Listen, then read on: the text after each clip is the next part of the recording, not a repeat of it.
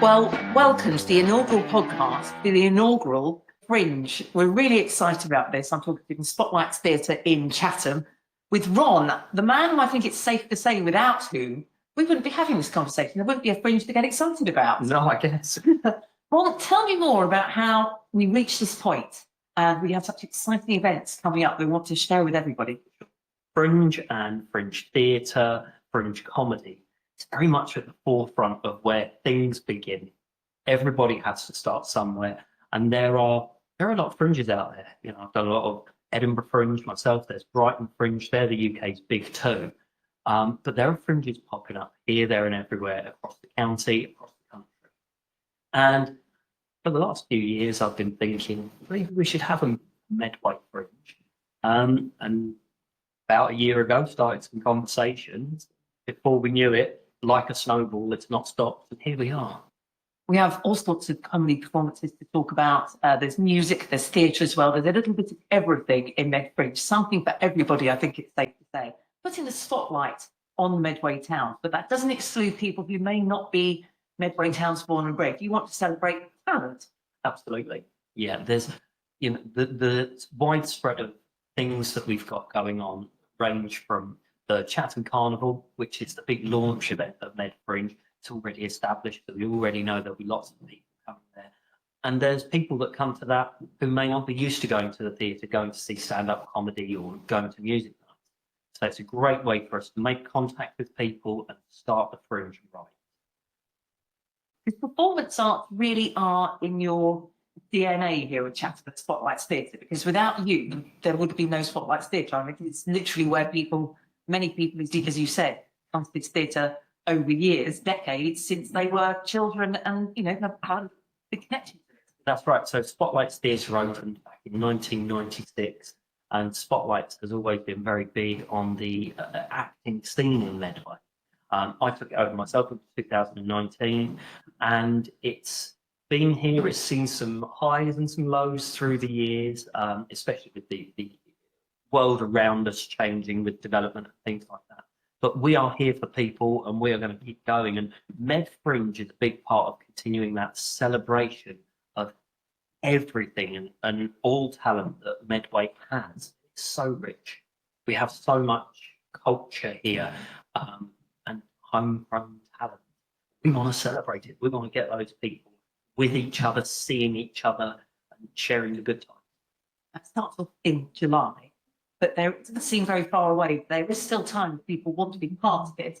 Don't worry, I'm not watching this or hearing about it too late. You can still add your performance to the many that are already arranged. Absolutely. MedFringe is very much about people having control of what they perform. So people have got a bit of a following and already going, actually, we can do something. Get in touch. We'll make it happen. We'll find a space where you'll fit. And we'll be going to print with the programme quite soon. But beyond that point, things can still go on the website. So if people wanted to reach out, they can contact us at hub@medfringe.com. And then we'll put them in touch with the right people. And we will put those links down below. There's socials, you're on Instagram. I know there's a MedFringe page, you're on Facebook as well. So many ways that people can reach out and find out more information for yourself. Definitely. And the biggest way people can get involved is, of course, come and see stuff, get involved in the things that are in the programme this year. And as you say, we want lots of people to involved at whatever level. Maybe it's coming and seeing a show, maybe your first comedy performance. Lots of venues locally are involved in this. A couple of new names as well. Tell me a few of the places where people can go and see comedy or the theatre, for example, to see those shows and be part of it that way. Yeah, so we've got 10 venues in total. They include Spotlight's Theatre, the Glassbox Theatre.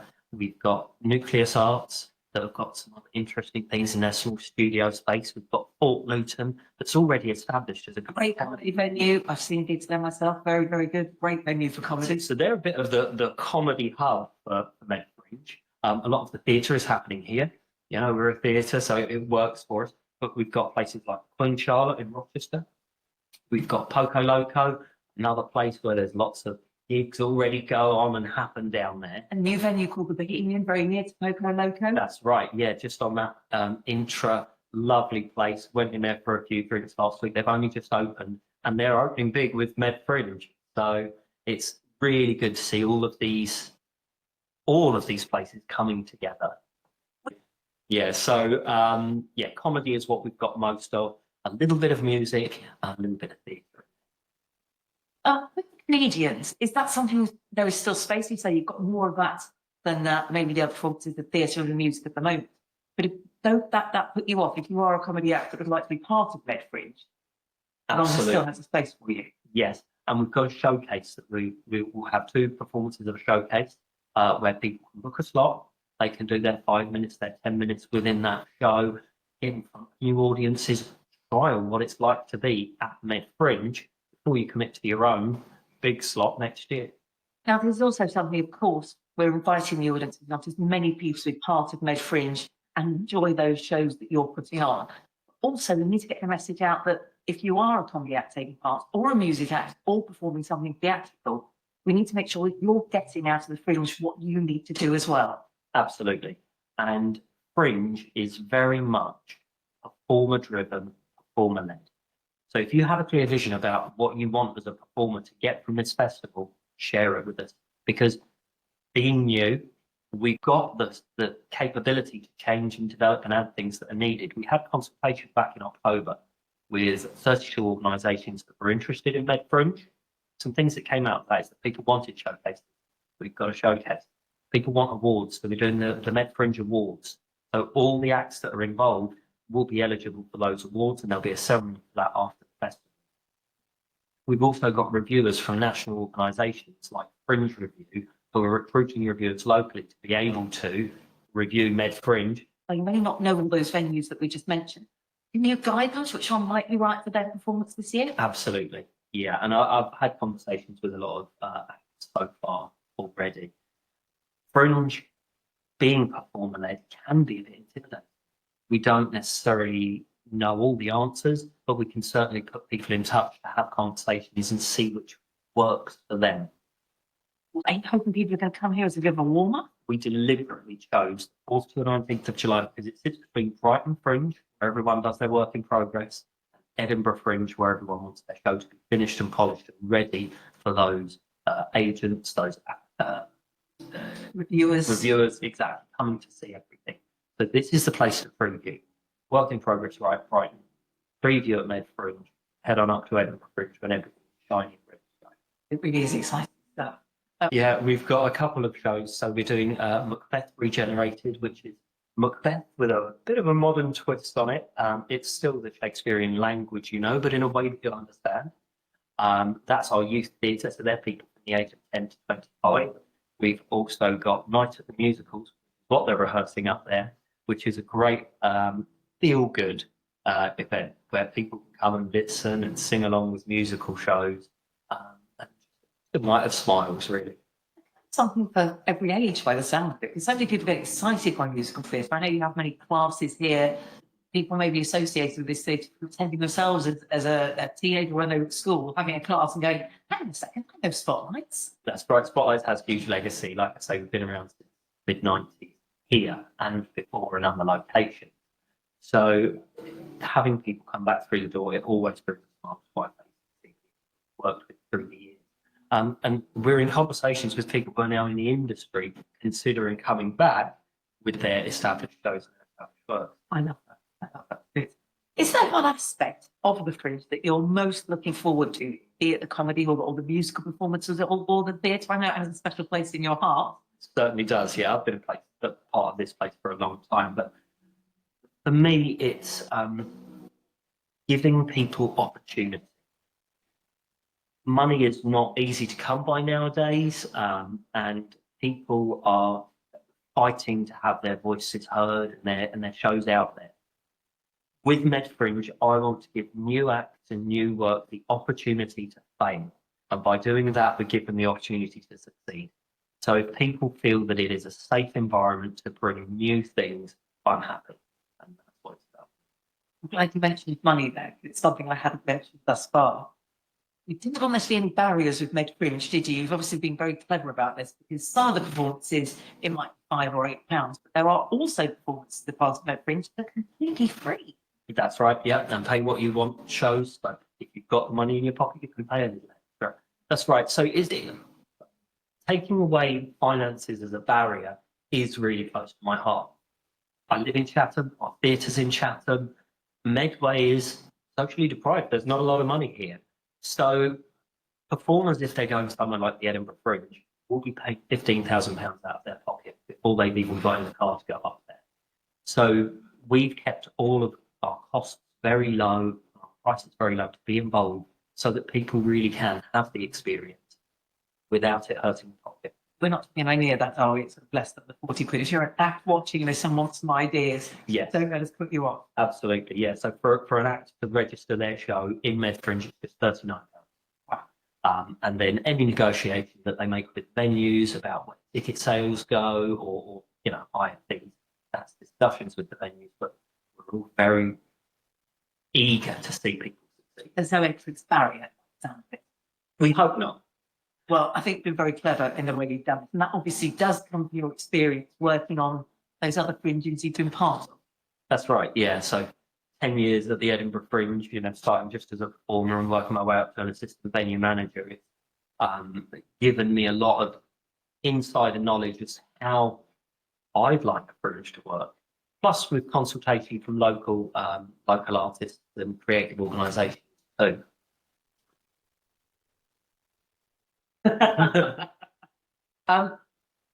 Talking about comedians first of all, and that is, as I say, that the area of the fringe this year that you've had the most applications for. Are there any shows in particular that you're excited to see?